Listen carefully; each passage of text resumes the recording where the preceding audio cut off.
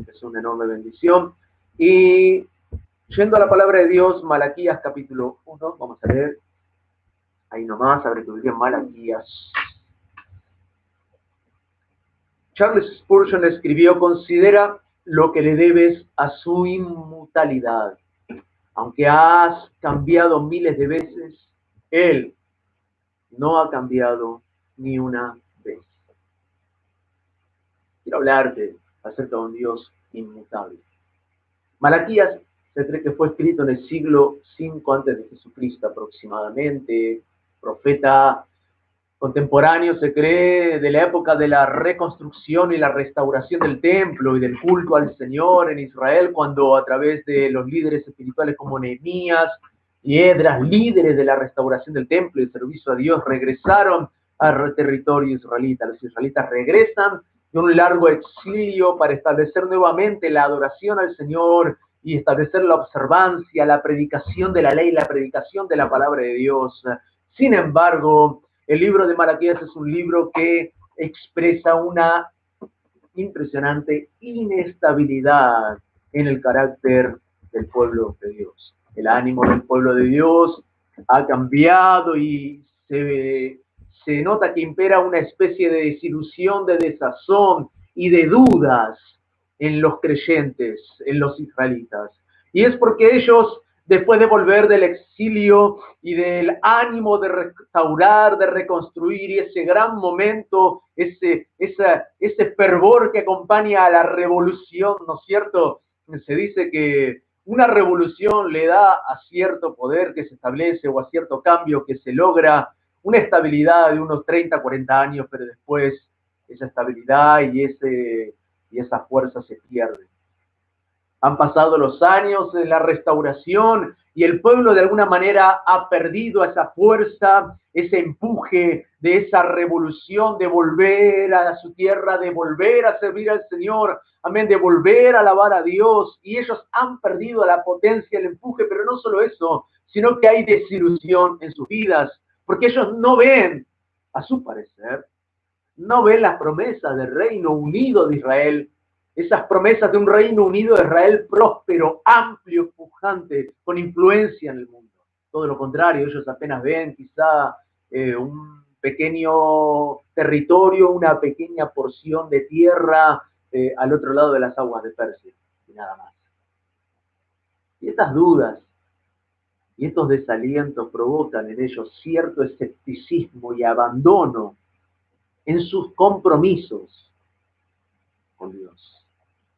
Por eso Malaquías es un libro que está lleno de preguntas. Está lleno de preguntas porque son preguntas que están dando vuelta en el corazón del pueblo de Dios respecto a su relación con Dios, respecto a lo que está pasando en este momento en sus vidas, en su nación. Y sabes, lo maravilloso del libro de Malaquías es que para cada una de esas preguntas, si vos te vas a leer ese libro de Malaquías, que es muy cortito, son solamente 4 capítulos, y vas a ver que una y otra vez el pueblo de Dios pregunta, y a cada pregunta hay una respuesta. Es un libro de preguntas, pero sobre todo es un libro al que Dios quiere traer respuestas. Es un libro en el que detecta, sí, refleja cierto grado de decadencia en la espiritualidad de Israel, pero sobre todo destaca el mover de Dios y cómo Dios está dispuesto a involucrarse y a traer una nueva revolución, aleluya, en ese tiempo, y a traer esperanza y respuestas al pueblo de Dios. Y esto es lo maravilloso, ¿no? Si vemos la palabra de Dios, vemos por un lado un pueblo que está en constante inestabilidad, pero por el otro lado vemos un Dios inmutable, un Dios que no cambia su compromiso de amar y de guiar a su pueblo, un Dios que no cambia y no abandona a su creación. Por eso vamos a leer Malaquías 1, hablemos del Dios inmutable, Malaquías 1, 1, 2. Amor de Jehová por Jacob, Dios inmutable, un amor por Jacob que no cambia, un amor por la iglesia que no cambia. Profecía de la palabra de Jehová contra Israel por medio de Malaquías. Yo os he amado, dice Jehová. Y dijisteis, ¿en qué nos amaste? Y Dios dice, ¿no era Esaú hermano de Jacob? Dice Jehová. Y amé a Jacob. Yo os he amado, dice Jehová. Y ellos preguntaron al Señor, ¿en qué nos amaste? Me quiero hablar entonces del Dios inmutable. Y lo primero que quiero hablarles es sobre las dudas, ¿no? Sobre esa característica que, que tiene nuestra personalidad, ¿no? Cómo estamos expuestos, ¿no es cierto? Estas fuerzas que nos mueven. Por un lado, tenemos las dudas que son positivas, esas dudas que nos empujan a saber más, esas dudas que nos empujan a conocer más, a profundizar las cosas, como no dar las cosas por hechas, ¿no es cierto? Sino ver, sí, la luz se prende, pero ¿por qué se prende la luz, ¿no es cierto? ¿Por qué al apretar la llave de la luz se prende, ¿no es cierto? No solamente dar las cosas por hechas, sino preguntarte, ver por qué las cosas suceden, sí, por qué están sucediendo ciertas cosas. Y este tipo de dudas son las que nos llevan al progreso. Al fin y al cabo, esa curiosidad, pero sobre todo esas dudas y esas preguntas, esas incógnitas, esas inquietudes, mueven al ser humano a progresar. Pero por otro lado tenemos un aspecto negativo de las dudas. Y son aquellos aspectos que nos hacen justamente, ¿sí?, poner en tela de juicio ciertas ciertas verdades que no cambian. Y una de esas verdades que no cambian es el amor. Todos pasamos por tiempos de preguntas inquietantes. Los israelitas están en una etapa en su historia sumamente inquietante. Tal es así que después de esta etapa de restauración, el Reino Unido de Israel pasa por largos 4 siglos de oscuridad, en los que los historiadores, los teólogos llaman como los 4 siglos del silencio, ¿no es cierto? Como que nada sucede hasta que Jesucristo nace.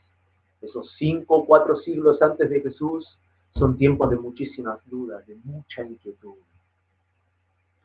de mucho silencio. Los israelitas preguntan en Malaquías, ¿en qué nos has amado? Esta pregunta expresa un sentimiento común en tiempos que nos confrontan con eventos lógicos pero difíciles de asimilar, de entenderlo, de sacar una conclusión. ¿Por qué sucede? Muchas personas pueden sentir el vacío generado por algunas preguntas, algunas incógnitas en sus vidas. Hay quienes están pasando diversas necesidades, adversidades, como los israelitas en esta etapa de restauración en Malaquías.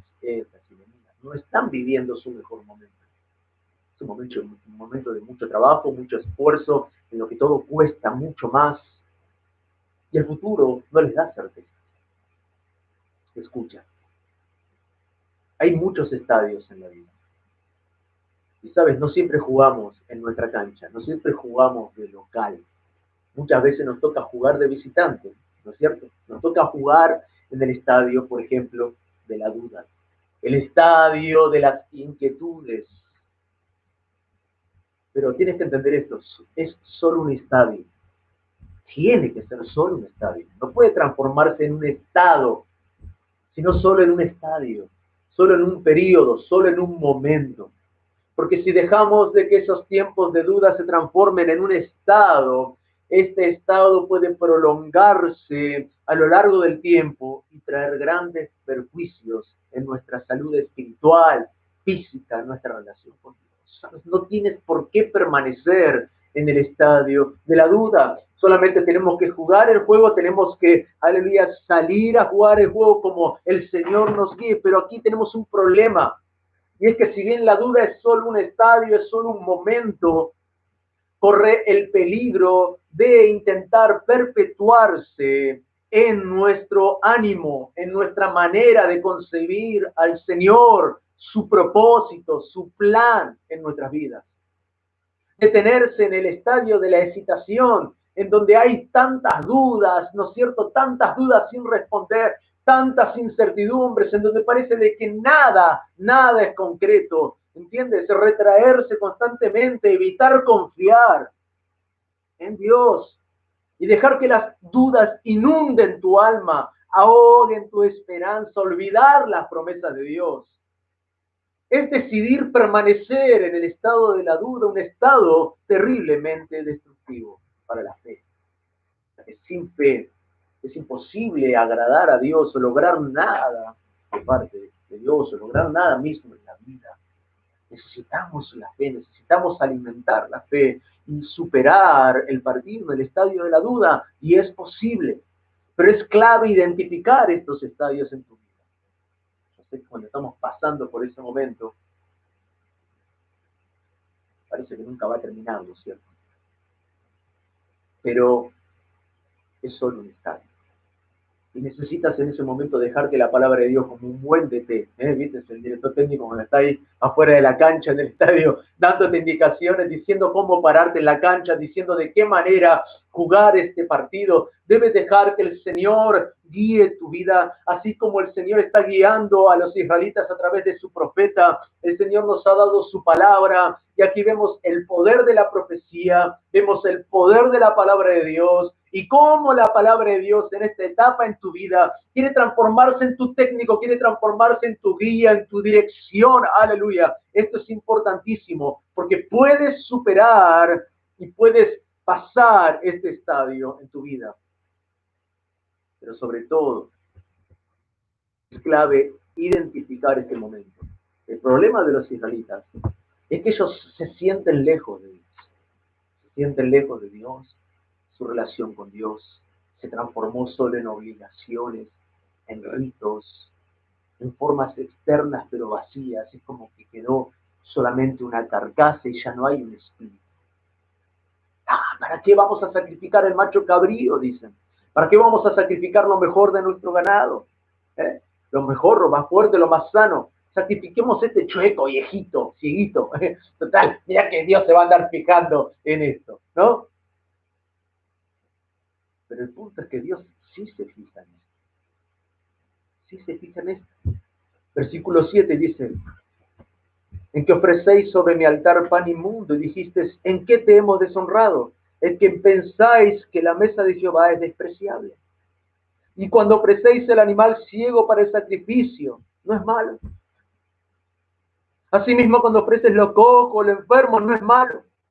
Preséntaselo a tu príncipe, dice el Señor, a ver si a él le agrada. Entiende la lógica de este relato, cómo estas personas están dudando de que el Señor realmente está en medio de ellos, comprometido con ellos en esta etapa, aunque sea una etapa de dudas, aunque sea una etapa de inestabilidad. El Señor está ahí en medio de ellos. El Señor está ahí en medio de tu vida, está ahí en medio de la circunstancia que estás atravesando. Esto es algo real. Dios sí se fija en nuestras actitudes. Sí se fija en nuestras actitudes. Por eso debemos cuidar nuestras decisiones en el estadio de la duda. Tienes que prestar atención de que, aunque lo que percibas no te permite, ¿sí?, de tocar la presencia de Dios, debes entender de que Él está. Él está ahí. Personas están luchando con ciertas desilusiones en sus vidas. Estamos en tiempos de dar lo mejor, no lo peor. Estamos en tiempos de entender que en esos momentos, más que nunca, debemos sacar de nosotros lo mejor. Porque cuando termine el estadio de la duda, cuando el partido termine, nos va a tocar jugar de local, hermano. Nos va a tocar seguir peleando la punta, nos va a tocar seguir adelante. Todo tendrá sentido, todo tendrá propósito, pero tienes que entender de que la vida no es solo un partido, es un campeonato completo. Amén. Es un campeonato completo y hay que jugarlo todo, partido tras partido. Y este estadio pasará. También tenemos que entender esta realidad. Estamos en tiempos de dar lo mejor, no lo peor. El plan de Dios no se ve alterado por lo que sucede en el mundo. Al contrario, escucha, iglesia, lo que sucede en el mundo es para cumplir los planes de Dios. Tienes que grabar esto en tu corazón. Los israelitas dicen, ¿en qué nos has amado? Y sabes, esto es una pregunta válida que claro que podemos hacérsela al Señor. ¿Para qué? Para afirmar el conocimiento pleno del amor de Dios en nuestras vidas. Y sabes, nada de lo que está pasando escapa de los planes de Dios. Dios no está corriendo como un desesperado, como un loco. Amén, en los cielos. Hay la presencia de Dios revoloteando de acá para allá, corriendo por los techos, porque un virus, ¿sí?, ha hecho que la gente se acuartele en las casas. El plan de Dios no se ve alterado por lo que pasa en el mundo. Lo que pasa en el mundo es para cumplir el plan de salvación de Dios. Tenemos que hablar de las respuestas. Sí, obviamente, dudas hay muchísimas y este no es el punto. El punto es que gracias a Dios hay respuestas para nuestras vidas. Y el Evangelio sigue siendo la respuesta. Gracias a Dios por la honestidad de la palabra de Dios que nos muestra a su pueblo tal cual es. Tal cual es, así como usted y como yo, tal cual somos, con nuestras luchas, con nuestros estadios de dudas y de debilidades, pero también con la oportunidad de pasar a un nuevo estadio en nuestras vidas de confianza, de certeza. Aleluya. Gracias a Dios por la honestidad de la palabra de Dios. Si hay algo en lo que la palabra de Dios es repetitiva, es en declararnos una y otra vez que el Señor ama a su creación. Él ama el pacto que ha hecho con los seres humanos. Él ama a las personas. La palabra de Dios dice en Romanos 5:8, Dios muestra su amor por nosotros. Y amén, y esto es algo maravilloso, amén, no solo nos ama, sino que Él ha mostrado su amor, lo ha reflejado al mundo, ha dicho al mundo, hey, miren, ustedes existen para mí, les amo y tengo un plan, un propósito. Mientras todavía éramos pecadores, dice Romanos 5:8, Cristo murió por nosotros mostrando el amor de Dios. Efesios 2:4-5 dice la palabra de Dios, pero Dios, siendo rico en misericordia, a causa del gran amor con que nos amó, incluso cuando estábamos muertos en nuestros delitos, en nuestros pecados, nos hizo vivir junto con Cristo. Y concluye, por gracia ustedes han sido salvos. Amigo, amiga, Dios probó su amor en la cruz. No hizo una canción, no hizo un poema. No escribió un libro sobre el amor. Él hizo, Él creó el amor. Y lo manifestó en esa cruz. Porque Él es amor. Y Dios prueba ese amor en la cruz. Cuando Cristo colgó en ese madero, en esa cruz, cuando Él sangró, cuando Él murió, fue Dios quien le está diciendo al mundo, te amo. Y sabes, los israelitas en Malaquías preguntan, ¿en qué nos has amado? ¿En qué nos has amado? Tienes que recordar a ese Jesucristo en el madero. Él está diciendo, te amo, eres elegido. Si estás escuchando este mensaje, Dios está diciéndote, te amo y tú eres elegido. Hay un texto maravilloso en Isaías 41. Isaías 41 en tu Biblia. Si puedes abrir ahí Isaías 41. Un texto que lo marqué, el Señor está hablándole a su pueblo y le dice en el versículo 8, pero tú, Israel, siervo mío eres. Siempre que la Biblia le hable a Israel, recuerda que Israel en el Antiguo Testamento es un tipo de iglesia, como que les habla a nosotros, a la iglesia, al pueblo de Dios. Pero tú, Israel, siervo mío eres tú. Jacob, a quien yo escogí, descendencia de Abraham, mi amigo, porque te tomé de los confines de la tierra. Y de tierra lejana te llamé y te dije, mi siervo eres tú, te escogí y no te deseché. Escucha, no temas, porque yo estoy contigo. No desmayes, porque yo soy tu Dios, que te esfuerzo. Siempre te ayudaré. Siempre te ayudaré, dice el Señor, y siempre te sustentaré con la diestra de mi justicia. Tú ya sabes que cuando la palabra de Dios en el Antiguo Testamento habla de la diestra, ¿sí? La diestra, recuerda que la diestra es Jesucristo. Es quien está sentado a la diestra del trono del Señor. Es Jesucristo nuestro Salvador. El Señor no nos prueba todo esto con cualquier cosa, sino con su diestra de poder. Con Jesucristo nuestro Salvador. Necesitamos hablarle la palabra de Dios ahora mismo a las dudas de nuestro corazón, Así como los israelitas, aleluya, escuchan a través del profeta la palabra de Dios como respuesta a las dudas de su corazón. ¿En qué nos has amado? Preguntan los israelitas. ¿En qué nos has amado? Quiero cerrar con la inmutabilidad de Dios. Algo inmutable, lógicamente, es algo que no cambia, algo que no se muda, algo que permanece firme, estable. Y esto no es positivo cuando lo que tiene que cambiar, ¿sí? Son aspectos negativos de una persona. Hay personas que no cambian, tienen un aspecto negativo, ¿no es cierto? Pero ¿cuántos saben que Dios es perfecto? En Él no hay sombras y gracias a Dios tampoco hay variación. Gracias al Señor que en Él no hay variación y en Él no hay mutabilidad, no hay, y sabes que esto es algo maravilloso, que el carácter de Dios no cambie. Por ejemplo, su amor hacia nosotros no cambia, no importa las circunstancias, no cambian. Y esto es algo maravilloso, tampoco su paciencia cambia. El carácter de Dios no cambia. Nuestra esperanza no está fundada en nuestra esencia, sino en la consistencia del maravilloso, asombroso carácter de Dios. Escucha esto. No depende de si Dios se levanta una mañana bien del hígado, o si Dios se levanta con el pie derecho o el pie izquierdo. O sea, la economía del mundo un día se le da por ir para arriba o ir para abajo. ¿O me entiendes? El Señor no depende de las circunstancias y es asombroso el carácter de nuestro Dios como permanece inmutable, no cambia y su amor es para siempre. No está basado en mi amor, no está basado en tu amor, amigo, amiga. Todo lo que estamos hablando está basado en el amor inmutable, perfecto de nuestro Señor. El amor.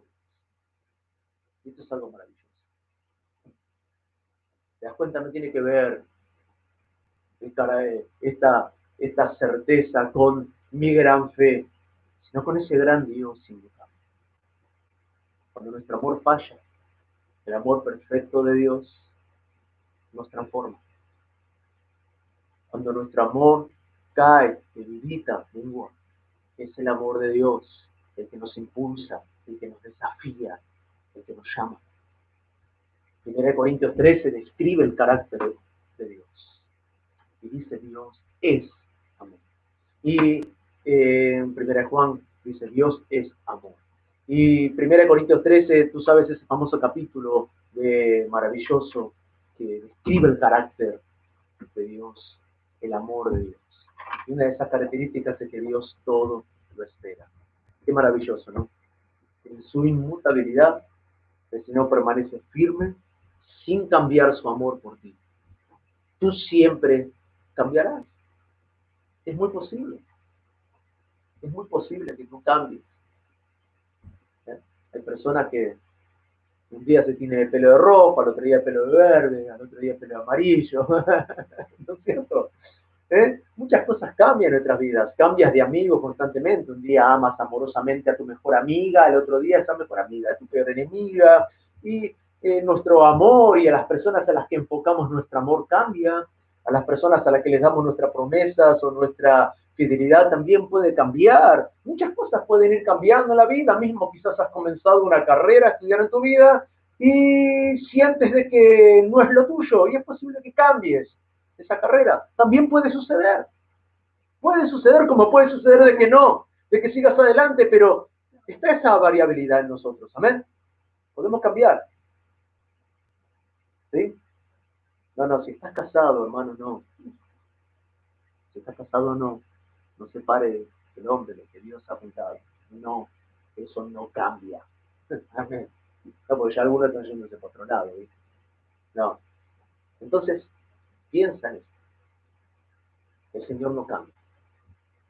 Todos especulan en esta época en el debate sobre los grandes cambios que vendrán a nivel macro en el mundo, cómo todo será transformado, cómo todo va a cambiar, ¿no es cierto? Cómo el mundo, en su manera de desenvolverse, de interactuar, todo será diferente, ¿no? Todo pasa, todo cambia, mismo todos nosotros estamos sujetos a esa fuerza de inestabilidad, pero sí, es verdad, tus estados anímicos, tus emociones, tus sentimientos, y hasta también tu estado razonable, bastante puede cambiar, ¿sí? Pero Dios no cambia. Él es un ancla para nuestras almas. Él es un ancla en este momento en tu vida. Y Él te escogió. Y Él te ha plantado en esta hermosa iglesia, en este hermoso compañerismo al que pertenecemos. Me preguntaban el otro día, ¿cómo volverán los hermanos después de la cuarentena en la iglesia? Algunos dicen como siempre. Yo les digo, no, van a volver más gorditos y más lindos. Somos elegidos. El amor de Dios nos alcanzó. Aleluya. Y volveremos de esta cuarentena, amén, más lindos, más bonitos y más gorditos, amén. Considera lo que debes. Considera la inmutabilidad de Dios. Escucha de nuevo lo que dijo Charles Spurgeon. Considera lo que le debes a su inmutabilidad. Aunque has cambiado miles de veces, escucha, aunque tú has cambiado miles de veces, Él no ha cambiado ni una vez su amor por ti. Considera lo que le debes a su inmutabilidad. ¿En qué te ha amado el Señor? Iglesia, yo te dejo este desafío. Te dejo este desafío. En esto el Señor nos ha amado. En esto el Señor ha manifestado su amor al mundo. En que siendo aún pecadores, Cristo murió por nosotros. Aleluya. Él expresó el precio más alto de amor. Ahí donde estás, cierra tus ojos.